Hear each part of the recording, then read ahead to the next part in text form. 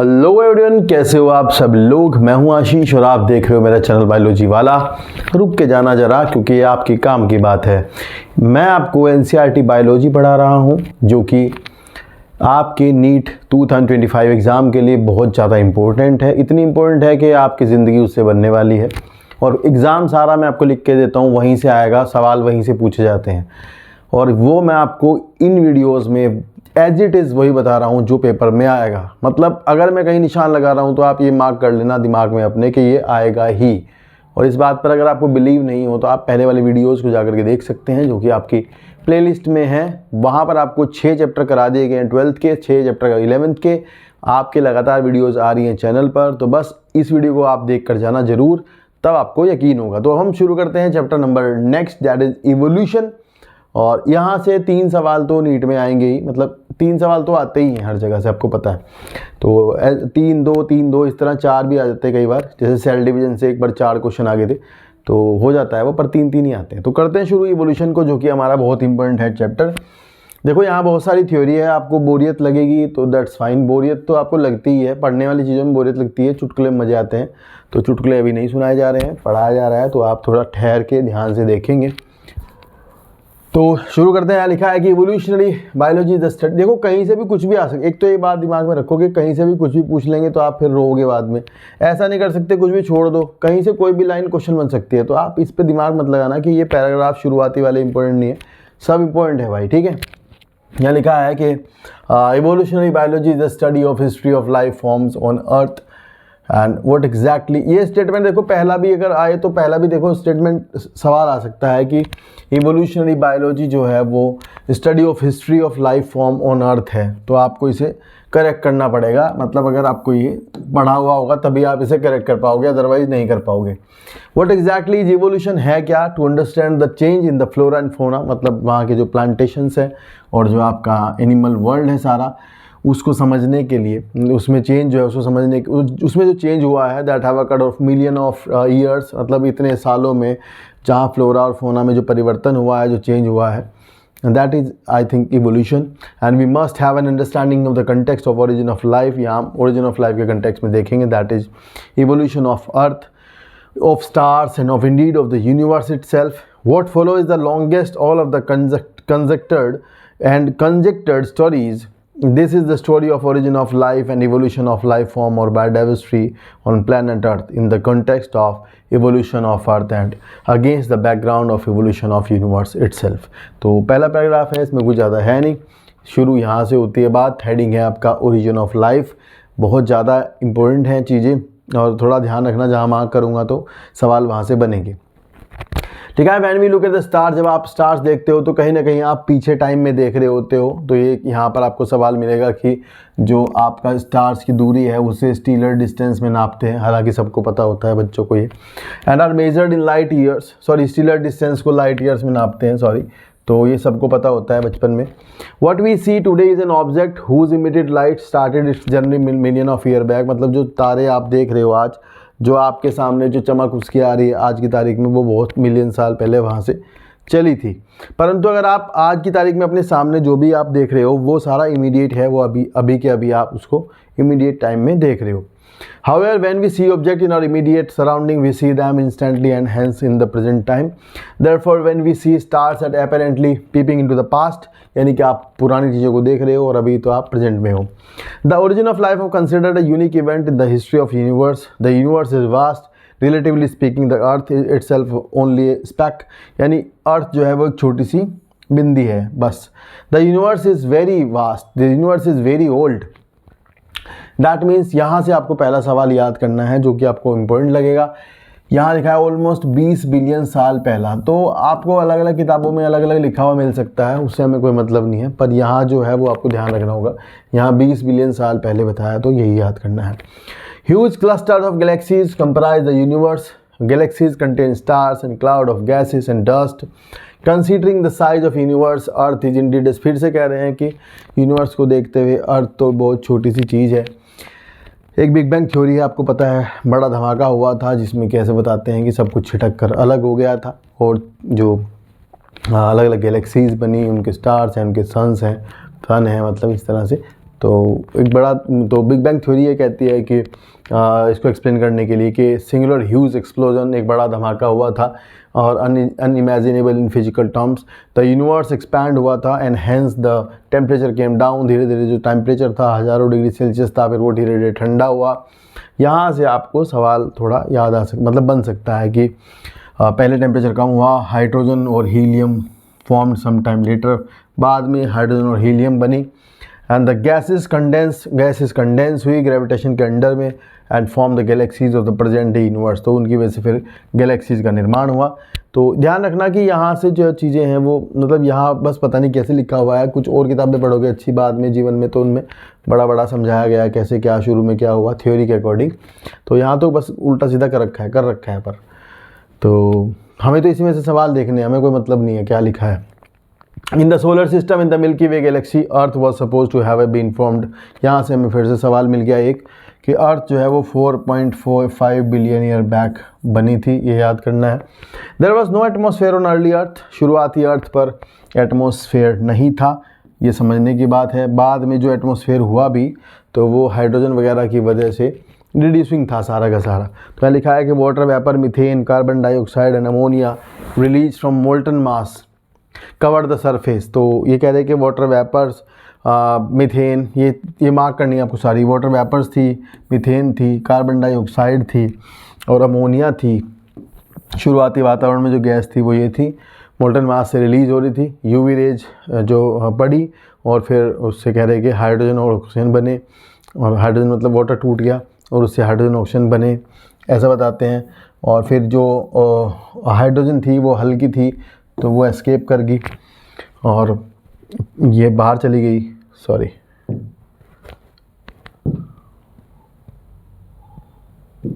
एक सेकंड,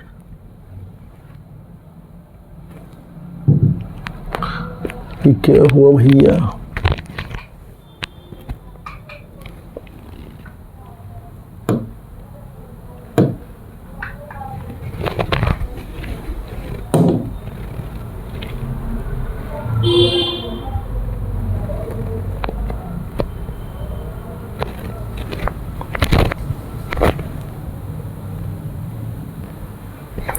और फिर आगे लिखा है कि जो ऑक्सीजन थी, ये सारी चीज़ें पढ़नी है, याद करनी है कि जो ऑक्सीजन थी वो आपकी कंबाइंड हो जाती है किसके साथ में, अमोनिया के और मीथेन के, और क्या बनाती हैं, वाटर और कार्बन डाइऑक्साइड और अदर गैसेस। तो ये लाइन मेरे ख्याल से मुझे लगता है कि ये लाइनें लिखी हुई आएंगी वहाँ पे कि ऑक्सीजन फिर किससे जुड़ गई, ऑक्सीजन अमोनिया से, मीथेन से जुड़ गई और वाटर बना दिया और कार्बन डाइऑक्साइड बना दी, ये लिखा है यहाँ पर।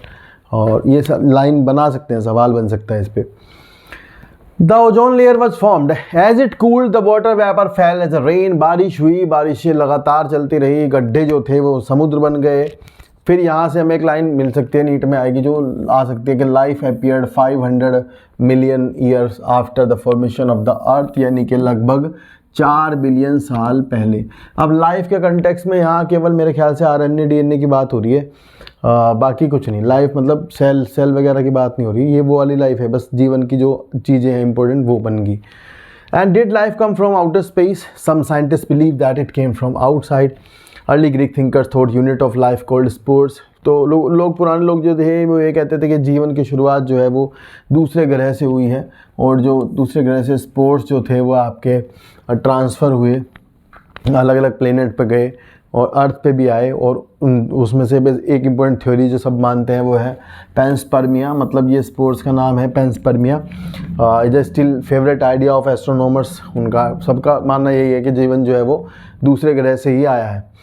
फिर लिखा है for a long time it was also believed that, लंबे समय तक ये भी माना जाता रहा कि लाइफ जो है वो अपने आप ही स्वतः ही खुद ही अपने आप ही डिकेइंग और रोटिंग मैटर से खुद ही हो जाती है। जैसे गोबर डाल दो कहीं पे तो गोबर के अंदर से फिर कीड़े खुद ही आ जाएंगे।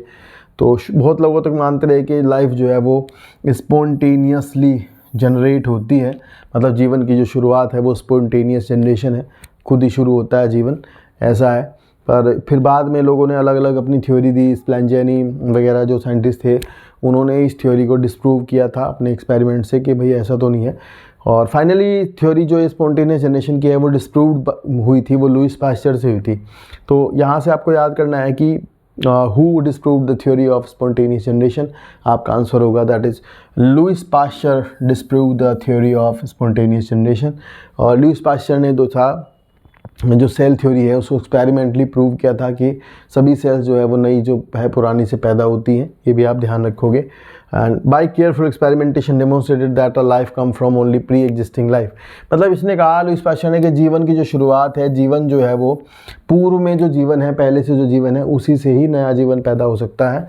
ऐसा नहीं है कि जीवन खुद ही उत्पन्न हो जाता है। मतलब ये वाली थ्योरी इसने डिस्प्रूव कर दी। तो इन्होंने एक फ्लास्क लिया था। तो ये सवाल पहले आता था, अब तो नहीं आता, कि इन्होंने जो है वो एक स्वान नेक फ्लास्क लिया था और उसके अंदर इन्होंने ब्रोथ वगैरह, वेजिटेबल ब्रोथ और ये सब ईस्ट एक्सट्रैक्ट वगैरह उसको उगाया था, मतलब उसको रखा था और उसको फिर गर्म कर दिया था। गर्म करने पर इसके अंदर से जो बैक्टीरिया वगैरह जो भी रहे होंगे ख़त्म हो गए। उसके बाद ये था जो इसको छोड़ दिया और ये रहा कुछ दिन ऐसी। तो इसमें कोई भी कीड़े वीड़े कुछ नहीं पैदा हुए और फिर इसको गर्दन को तोड़ दिया, फिर इसमें पैदा हो गए।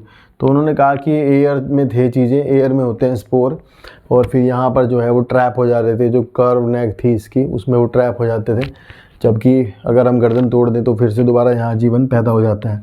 तो इन्होंने कहा फाइनली कि लाइफ जो है वो एयर में है, मतलब एयर से लाइफ आती है, ये वाली बात है। He showed that in pre-sterilized flask, life did not come from killed yeast, while in another flask open to air, मतलब जब गर्दन उसकी तोड़ दो तो new living organism arose from the killed yeast. Spontaneous generation theory was diminished forever. मतलब ये theory जो है पूरी तरह से spontaneous generation वाली डिसमिस कर दी गई, ख़त्म हो गई। तो ये इसके एक्सपेरिमेंट के बाद।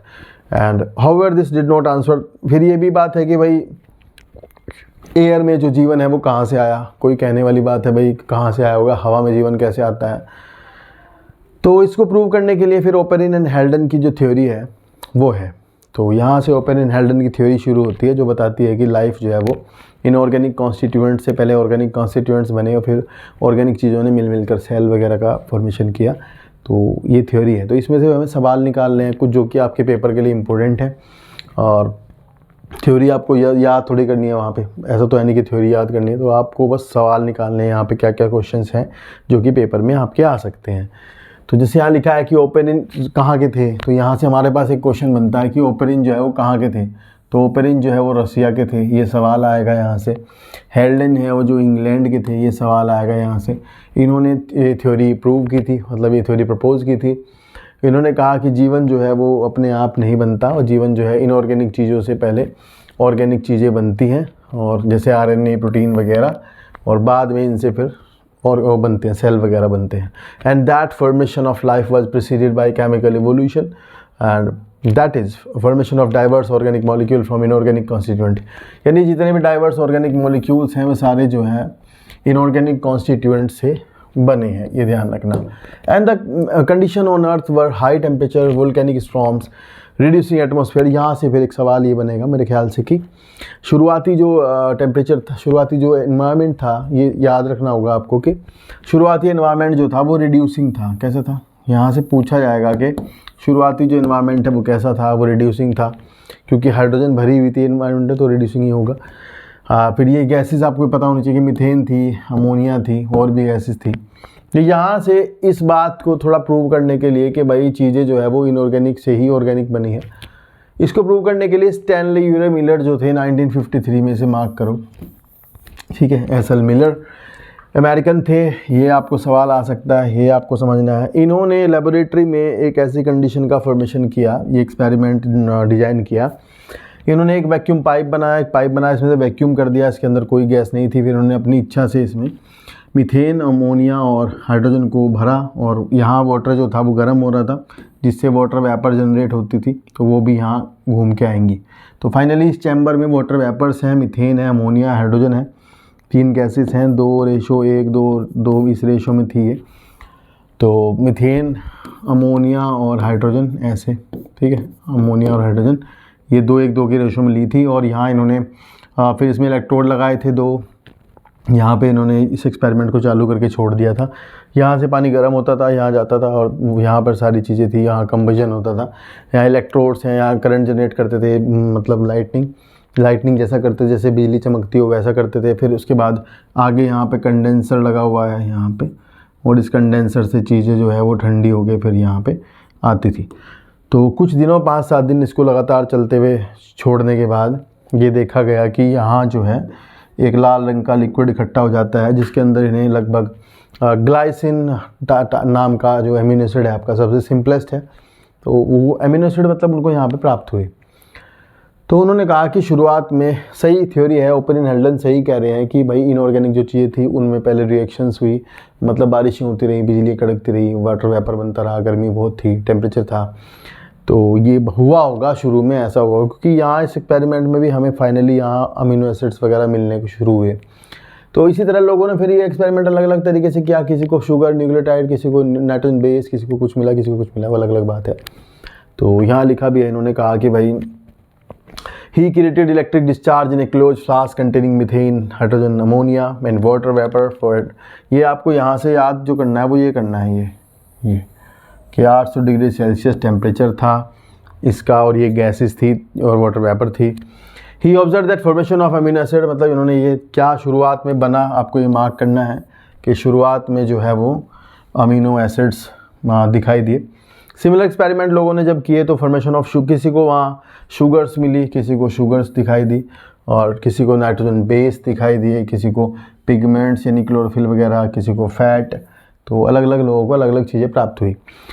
Analysis of meteorite content also reveal similar compounds. ये कह रहे मेटेराइट कंटेंट को अगर आप एनालिसिस करते हो तो वहाँ भी आपको इस तरह कंपाउंड देखने को मिलते हैं स्पेस में। With is this limited evidence the first part of the conjecture study has proved. पहला पार्ट जो है वो प्रूव हो जाता है, एक्सेप्ट हो जाता है। दूसरा पार्ट है बायोलॉजिकल इवोल्यूशन, उसमें ये हुआ कि भाई फिर बायोलॉजिकल चीज़ें क्रिएट हुई, सेल बनी, सेलुलर चीज़ें बनी, ऐसा। तो यहाँ लिखा है we have no idea about the first self replicating metabolic capsule of life arose, the first non cellular form of life could have originated. यहाँ से लाइन हमें याद करनी है आपको कि first non cellular form of life could have originated 3 billion years back. 3 billion साल पहले नॉन सेलुलर लाइफ का फॉर्मेशन हुआ। They would have been giant molecules यानी आरएनए और प्रोटीन्स शुरू में बने होंगे, फिर आरएनए प्रोटीन कार्बोहाइड्रेट भी था इसमें, ठीक है, ये ध्यान रखना, पॉलीसेकेराइड्स ये बने। And these capsule reproduce their molecules perhaps, मतलब ये थे कि ये कैप्सूल क्या मतलब ऐसे मान लो एक स्ट्रक्चर बन जाती थी और ये जैसे पानी का बुलबुला टूट के 2 बनाता है, फिर इसमें ऐसा भी हुआ, मतलब ये टूट भी सकते थे, मतलब 1 से 2 बनते थे ऐसे मानते हैं। तो इसके लिए थ्योरी है अलग से माइक्रोस्फीयर्स और कोई सर्वेट्स वगैरह की, तो वो है नहीं यहाँ पे। These capsules reproduce their molecules perhaps and the first cellular form of life did not possibly, फिर ये कह रहे हैं कि सेलुलर फॉर्म ऑफ लाइफ जो है वो लगभग 2 बिलियन साल पहले तक नहीं हुई थी, did not possibly originate। तो ये लाइन है यहाँ से, इसे पढ़ लेना एक बार। These were probably single cells, वो सिंगल सेल थी। all the life form were in water, सब पानी में था। This version of biogenesis and the first form of life arose slowly along through evolutionary force from non-living molecules is accepted by majority। ज़्यादातर लोगों ने इसे कहा कि भाई ठीक कह रहे हैं, जो कह रहे हैं सही है, ये थ्योरी एक्सेप्ट कर ली। And however once formed, how the first cellular form of life could have evolved into the complex biodiversity of today is the fascinating story that we discussed below।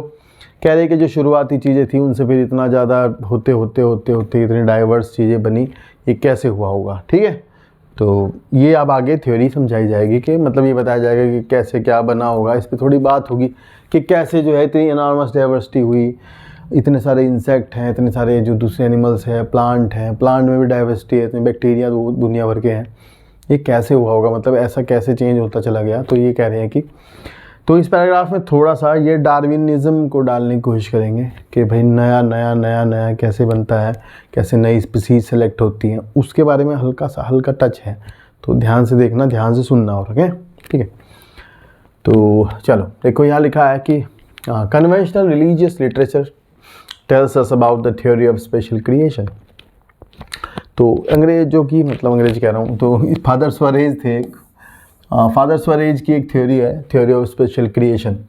तो वो कहते थे कि भाई सब कुछ जो है वो एकदम बना, मतलब 6 दिन में सब बन गया, ऐसा है। तो जो दुनिया भर के धार्मिक ग्रंथ हैं उनमें भी ऐसे लिखा हुआ है कि एकदम ही सब कुछ बना, और जो जैसा बना वो वैसा ही है, उसमें कोई परिवर्तन नहीं हुआ है आज तक, जैसा भी थे, मतलब शुरुआत से जैसी डाइवर्सिटी है बस उतनी है, नई स्पीसीज नहीं बनती, ऐसा बताया गया।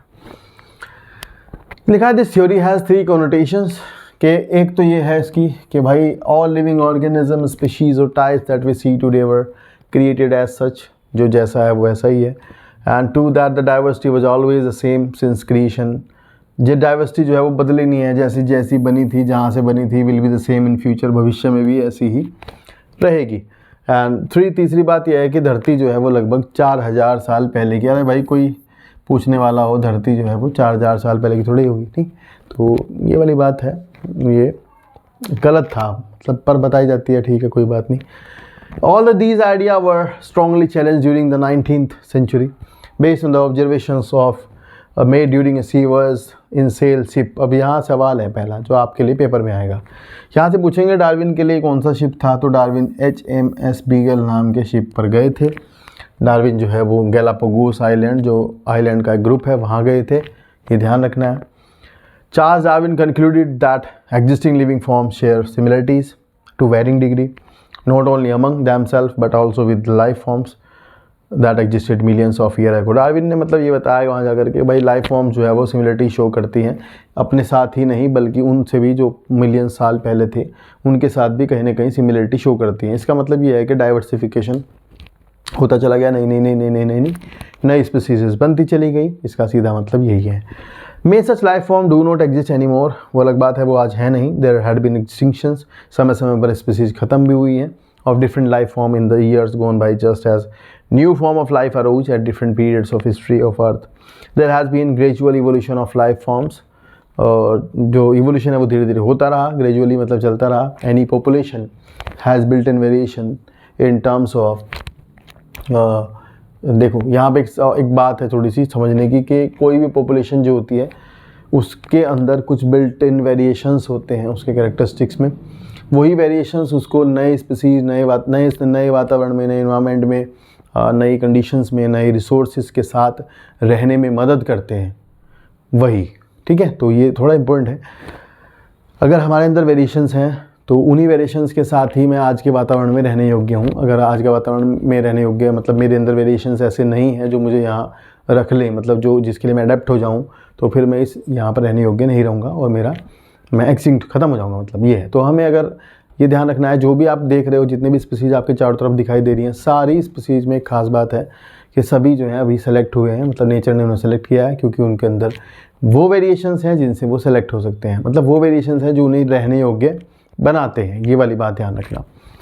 And those characteristic which enable some to survive better in natural conditions, climate, वो वेरिएशंस की बात हो रही है, वही वेरिएशंस उन्हें नेचुरल कंडीशंस में रहने योग्य बनाते हैं, जैसे क्लाइमेट में food, physical factors etcetera. Would outbeat, वे कह रहे वो जो वेरिएशंस हैं जब वो दूसरों से आउटबीट करते हैं, they outbeat others that are less endure to survive under such conditions, मतलब जो रहने योग्य नहीं है तो फिर वो जो कैरेक्टर्स हैं वो उनके आगे जाते हैं, फिर आगे जनरेशन्स में आते हैं, तो फिर जो नई संतान पैदा होती है वो भी वहाँ रहने योग्य हो जाती हैं, ये वाली बात है। तो ये कह रहे कि अनदर वर्ड यूज फिटनेस होती है डार्विन के अकॉर्डिंग, फिटनेस का मतलब है रिप्रोडक्टिव फिटनेस, यानी कि जैसे किसी के पास वेरिएशंस हैं तो वो रिप्रोडक्टिवली फिट है, तो वो उन कैरेक्टर्स को अपनी जनरेशन को आगे भेज रहा है, तो फिर वे जो पैदा होंगे फिर वो सेलेक्ट होंगे, नेचर उन्हें सेलेक्ट करेगी क्योंकि वो अडेप्ट करेंगे क्योंकि उनके पास वेरिएशंस हैं। तो ये कह रहे कि another word used is fitness of the individual or population। The fitness according to the Darwin refers to the ultimately is only reproductive fitness। मैं डार्विन के हिसाब से फिटनेस जो है वो केवल रिप्रोडक्टिव फिटनेस है, इस बात को ध्यान रखना, मतलब डार्विन के हिसाब से फिटनेस मतलब reproductive fitness. And hence those who are better fit in environment, मतलब जो इन्वायरमेंट में बेटर फिट है, live more progeny than other, मतलब वो प्रोजेनी उनकी बहुत ज़्यादा होंगी, मतलब उनकी संतान होंगी जो फिट होंगे, क्योंकि जो फिट होंगे वो खाना खा रहे हैं, रिप्रोडक्शन कर रहे हैं, उनकी संतान ज़्यादा होंगी, फिर उन्हीं संतान में से जो है सेलेक्ट होंगी, मतलब उसमें से आगे सिलेक्शन होगा। है लिखा these therefore will survive more enhance selected by nature, उनमें से भी सर्वाइव करेंगे, उनमें से नेचर भी सेलेक्ट करेगी। And he called it natural, इसी को डार्विन ने क्या कहा, ये क्या है, ये नेचुरल सिलेक्शन है, ये ध्यान रखना। And implied it the mechanism of evolution. अब यहाँ से आपको नीट में जो सवाल आएगा वो ये आएगा कि मैकेनिज्म ऑफ इवोल्यूशन क्या है, तो आपका जो आंसर होगा वो ये होगा मैकेनिज्म ऑफ इवोल्यूशन का, कि इसका आंसर है आपका नेचुरल सिलेक्शन, ये ध्यान रखना, ठीक है। तो ये इंपॉर्टेंट है बात कि मैकेनिज्म ऑफ इवोल्यूशन पूछने तो नेचुरल सिलेक्शन होगा, ऐसे सवाल बना सकते हैं, तो आपको ध्यान रखना होगा। हाँ लिखा है let us also remember that Alfred Wallace एक आदमी का नाम दिया है, एल्फ्रेड वेलेस जो थे ये नेचुरलिस्ट है, ये है ये क्या है, ये नेचुरलिस्ट थे। एंड हु वर्कड एट मलाई आर्चिपेलागो, ये कहाँ काम किया, इन्होंने मलाई आर्चिपेलागो में काम किया। And have also come to similar conclusion, मतलब डार्विन के टाइम पे इन्होंने भी ये भी सेम टू सेम बातों पर ही पहुंचे थे कि in due course of time apparently new type of organism are recognisable, all the existing life forms share similarity and share common ancestors. तो सभी एग्जिस्टिंग लाइफ फॉर्म जो है वो सिमिलरिटी शेयर करती हैं और कॉमन एंसेस्टर रखती हैं। However these ancestor were no more with us, अब हमारे साथ नहीं है और अलग अलग समय पर अलग अलग जियोलॉजिकल पीरियड में इपॉक पीरियड एंड एराज अलग अलग टाइम पर हुए। और लिखा है कि the geological history of earth closely resembles with the biological history of the earth, मतलब जो जियोलॉजिकल हिस्ट्री है अगर आप पैलेंटोलॉजी पर देखोगे तो आपको क्या मिलेगा, जैसे चट्टान को भी खोदोगे तो आपको अलग अलग टाइम के अलग अलग पीरियड की जो चट्टान है अलग अलग जगह अलग अलग समय की जो जियोलॉजिकल टाइम ऑफ स्केल है उसके अकॉर्डिंग अगर आप अलग अलग जगह पर देखोगे तो आपको अलग अलग तरह की बायोडाइवर्सिटी दिखाई देगी। तो अलग अलग समय में अलग अलग बायोडाइवर्सिटी आपको शो होगी वहाँ पर, ठीक है। तो इससे पता लगता है कहीं ना कहीं इवोल्यूशन हुआ है, ये है पैलेंटोलॉजिकल एविडेंस है ये। और लिखा है कि common permissible conclusion is that earth is very old, not thousands of year as was thought earlier और बट बिलियंस ऑफ ईयर, और पता नहीं कितने साल पुरानी है, ठीक है, ये ध्यान रखना। चलो नेक्स्ट हेडिंग है what are the evidence for evolution. अब यहाँ जो है धीरे धीरे आपको आगे ये बात शुरू होगी कि भाई एक्चुअल में इवोल्यूशन जो है वो क्या है, मतलब उसके एविडेंस दो। अब मतलब ये बताओ, ये समझाओ, कुछ चीज़ें प्रमाणित करने के लिए दिखाओ कि भाई हाँ जी इवोल्यूशन हुआ है, मतलब इवोल्यूशन एक्चुअल में हो रहा है। मतलब ऐसा नहीं है कि एंड रिजल्ट है, ऐसा नहीं है कि बस दिख गया, मतलब जो है बस यही था, यही चला आ रहा है। तो हमें यहाँ कुछ प्रमाण देने पड़ेंगे, कुछ एविडेंस देने पड़ेंगे जो बताएंगे कि इवोल्यूशन हुआ है। तो यहाँ पर सबसे पहला एविडेंस जो है वो पैलेंटोलॉजी का ही है, मतलब इसमें कुछ है नहीं ऐसा, तो मतलब एक आधी बात मिल जाएगी, पर समझने के लिए है कि भाई हाँ इवोल्यूशन जो है वो जियोलॉजिकल हिस्ट्री जो है वो बताती है कि इवोल्यूशन हुआ है, ठीक है। चलो देखो, तो यहाँ लिखा है कि what are the evidence for evolution. सबसे पहले लिखा है कि evidence that evolution of life form has indeed taken place on earth has come from many quarters. Fossils, यहाँ से शुरू होती है बात, ठीक है, फॉसिल से। लिखा है कि fossils are the remains of hard part of the life form found in rocks. तो रॉक्स में जो दबे हुए हार्ड पार्ट होते हैं ऑर्गेनिजम्स के, लाइफ के, तो लाइफ फॉर्म्स के, वो क्या होते हैं, फॉसिल होते हैं मोस्टली। बहुत अच्छे फॉसिल्स जो हैं अगर आपको देखने हैं तो आपको सेडिमेंटेड जो रॉक्स होते हैं उनमें देखने को मिलेंगे। सेडिमेंटेशन जो तरीका है फॉसिल बनने का वो बेस्ट है, ठीक है, और भी टाइप होते हैं पर ये बेस्ट है। And A cross section of earth crust indicate the arrangement of sediments one over the other. मतलब आप एक अगर देखोगे काट करके रॉक को देख रहे हो तो आपको अलग अलग ड्यूरेशंस, अलग अलग टाइम में अलग अलग तरह के फॉसिल्स देखने को मिलेंगे। And earth crust indicate the arrangement of sediment one over the other during the long history of earth. Different age rock sediment contain fossil of different life form who probably died during the formation of the particular sediment। मतलब जो उस समय पर कभी मर गए होंगे, दब गए होंगे वो। some of them appear similar to modern organism, कुछ उनमें से मॉडर्न जैसे बिल्कुल दिखते हैं, कुछ थोड़े बहुत मैच करते हैं। they represent कुछ जगह पर एक्सटिंक्ट ऑर्गेनिज्म मिलेंगे, मतलब जो बिल्कुल भी नहीं दिखते अब, तो डायनासोर्स जैसे थे। a study of fossil in different sedimentary layer indicate the geological period in which they existed। तो उस टाइम से पता लगता है कि वो किस टाइम में थे। the study showed that life form varied over time and certain life form are restricted to certain geological time spans।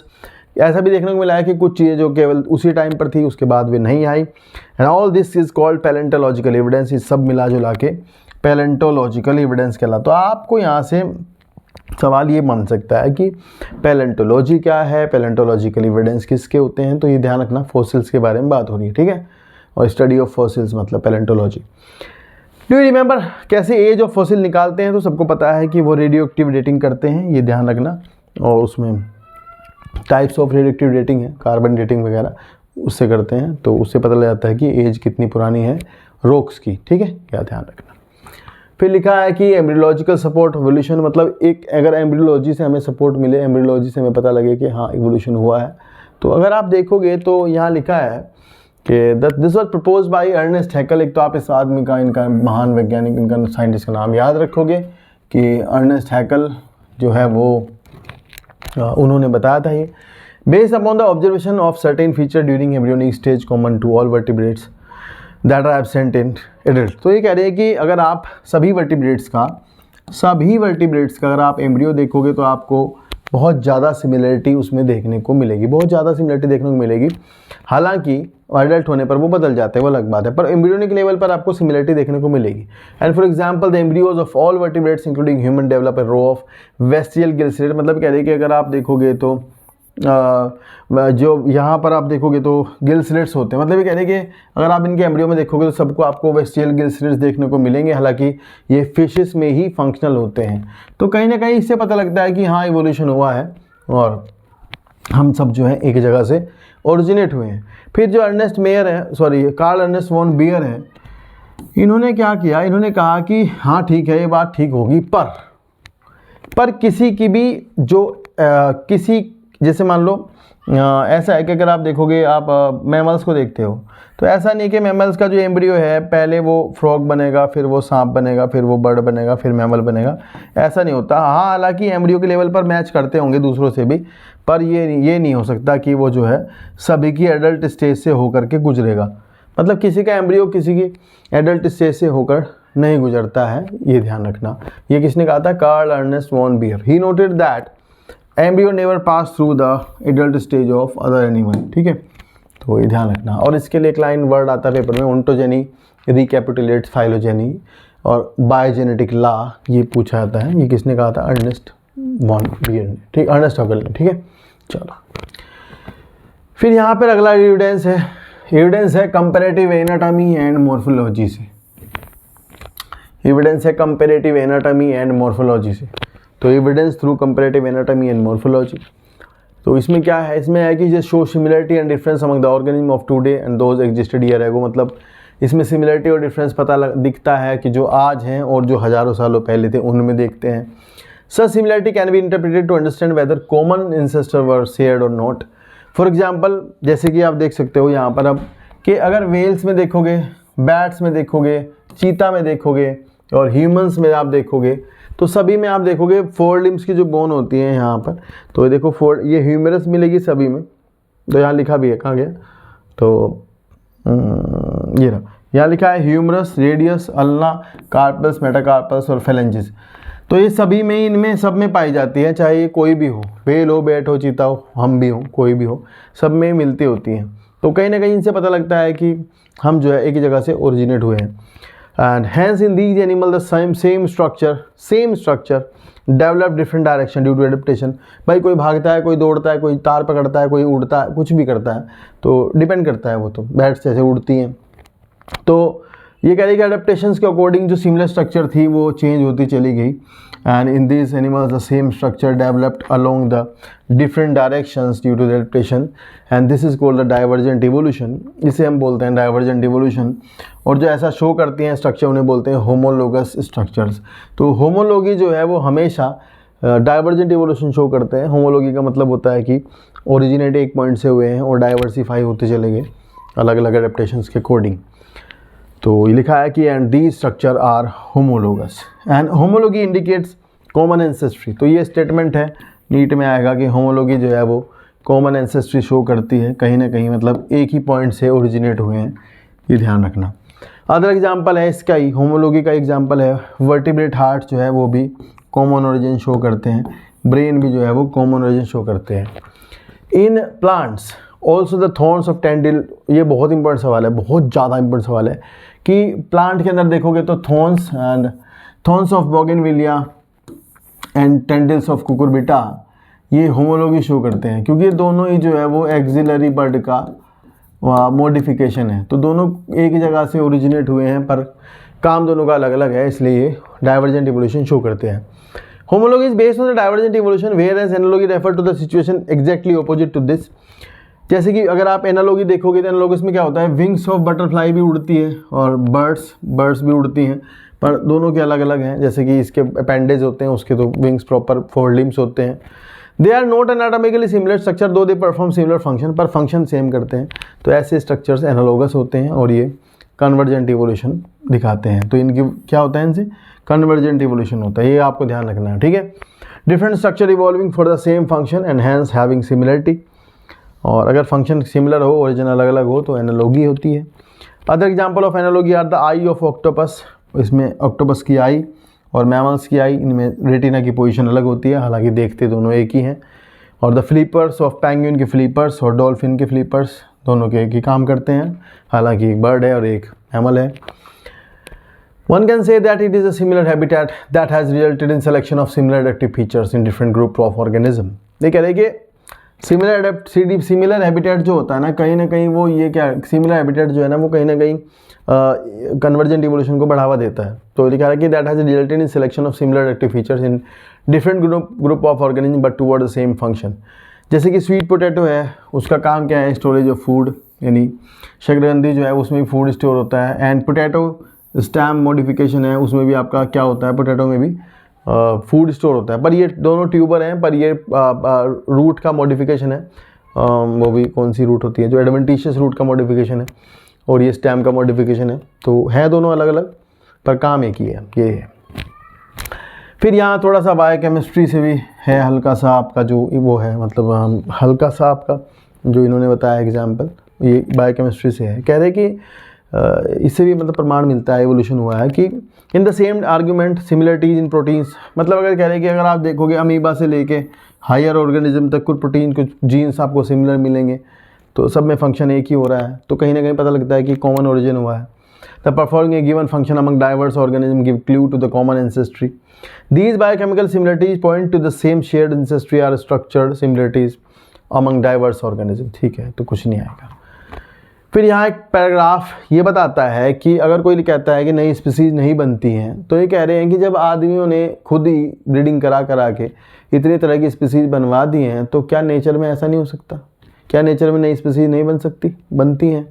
तो लिखा है कि man has bread selected plants and animal for agriculture, horticulture, sports and security. Man has domesticated many wild animals and crops. This intensive breeding program has created breeds that differ from other breeds, example dogs, but still are these of same group.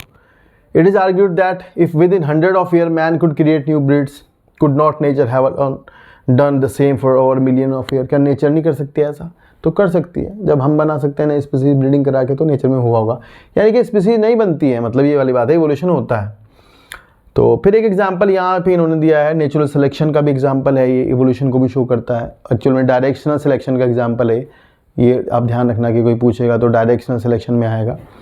लिखा है another interesting observation supporting evolution by natural selection come in from England and in collection of moth made in 1850s before the industrialization set in, it was observed that there were more white winged moth, मतलब वहाँ देखा गया था companies लगने से पहले वहाँ सफ़ेद रंग की जो मोथ थी वो बहुत ज़्यादा थी एंड पेड़ों पर, एंड दैन डार्क विंग्ड और melanised moth however in the collection of carried out from the same area but after the industrialisation, company लगने के बाद तो वहाँ क्या हुआ, सल्फर डाइऑक्साइड वगैरह बढ़ी होगी, तो लाइकेन जो था पेड़ों पर सफ़ेद रंग का वो मर गया, और जिसकी वजह से ये हुआ कि जो डार्क वाली जो सफ़ेद वाली जो मोथ थी वो डार्क बैकग्राउंड पे साफ साफ उनके प्रेडेटर को दिखाई देने लगी, जबकि जो डार्क वाली थी वो आपकी अब डार्क बैकग्राउंड में छुप जाती थी।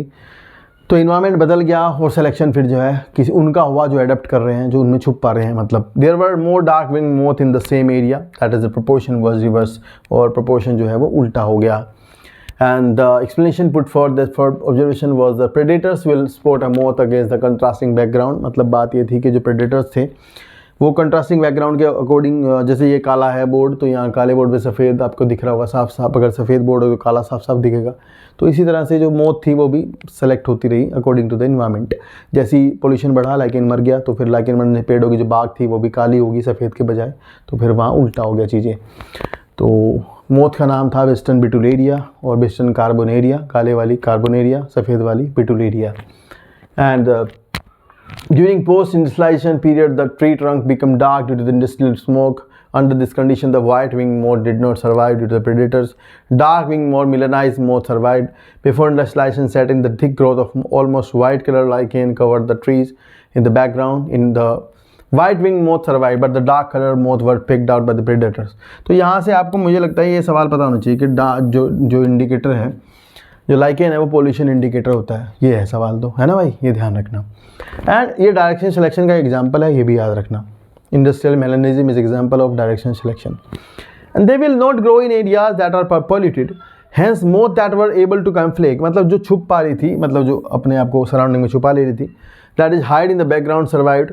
This understanding is supported by the fact that in areas where industrialization did not occur। तो मतलब गाँव में तो गाँव में जहाँ देखोगे तो वहाँ दोनों तरह की पॉपुलेशन मिली, मतलब ऐसा हुआ कि पूरी तरह से कोई भी पॉपुलेशन समाप्त नहीं हुई, ये वाली बात है। तो मतलब यहाँ पता लगता है कि जो नेचुरल सिलेक्शन भी होता है, और नेचुरल सिलेक्शन जो है वो नई स्पीसीज बनाता है। ये बनाता क्या है, स्पीसीज तो होती हैं पर वो एनवायरनमेंट बदलने से सेलेक्ट होती हैं, ये वाली बात है। तो डार्विन के अकॉर्डिंग सिलेक्शन, नेचुरल सिलेक्शन जो है उसी से एवोल्यूशन हुआ है। और भी लोगों ने अपने अपने चीज़ें दी, उससे एवोल्यूशन का पता लगता है, जो कि आप आगे आने वाली वीडियो में पढ़ोगे। ये वीडियो यहीं पर ख़त्म करते हैं। अगर आपको अच्छी लगी है तो कमेंट करके ज़रूर बताइएगा। जिस दिन भी आप इसे देख रहे होंगे मतलब आपकी ज़िंदगी का वो अच्छा दिन है। तो थैंक यू सो मच पूरी देखने के लिए। मिलते हैं नेक्स्ट वीडियो में। Tata bye bye.